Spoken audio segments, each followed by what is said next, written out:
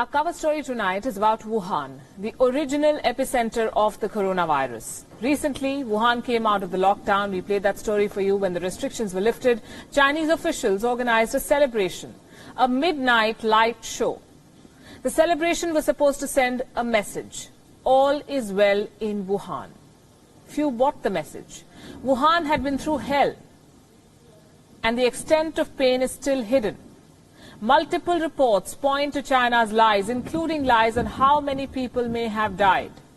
Until yesterday, China said 2,500 people had died in Wuhan. Overnight, the numbers have shot up by 50%. Why? Because the Chinese government has revised the figures. The death toll has increased by 1,290. The previous death toll was more than 2,500. Now it is well over 3,800 overnight. China has given 4 reasons for this revision. 1, the surging number of patients had initially overwhelmed the health system. So some patients died at home without receiving treatment and they weren't counted. Reason number 2, there was quote-unquote missed and mistaken reporting. That's exactly what we've been saying all along.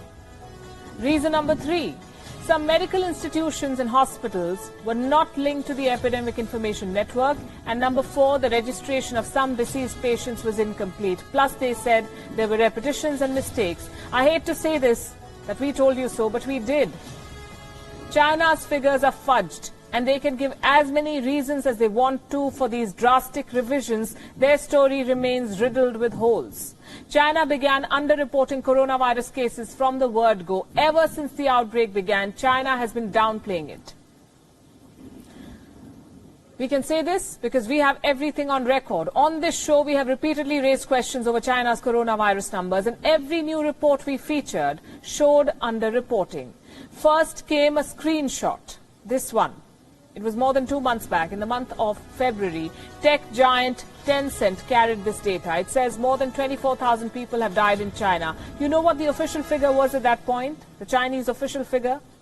A little more than 500 deaths. 24,000 versus 500. The gap was shocking. It was way too big. Tencent was quick to retract. It said there was a glitch that they fixed promptly by removing that figure. That should have ended the debate. It did not. On the contrary, the screenshot triggered more questions. Next came this claim. Heat maps. Heat maps from Wuhan and nearby areas. These photographs went viral online. While they did not report any numbers, they said this was a high level of sulfur dioxide. It suggested a large number of dead bodies being burnt in Wuhan and nearby regions. Then came the data from cell phone companies. In the month of March, China's telecom companies said they'd lost 15 million users due to the outbreak.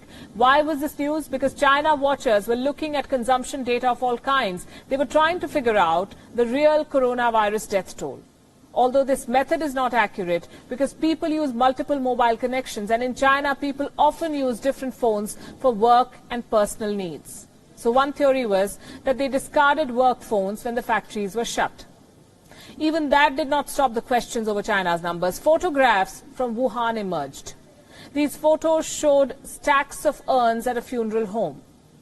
Such urns are used to carry the remains of the dead. The Chinese, like the Hindus, cremate their dead. A report claimed that in a span of 2 days, 5,000 urns were shipped in. Another report said that funeral homes have returned 3,500 urns a day. 3,500 every day since the 23rd of March. What were so many urns used for? All these have remained questions because China won't tell you, and verifying something like this independently in China is next to impossible. They do not give access. But now China itself is beginning to correct its figures. Today's admission only confirms what the world has known all along.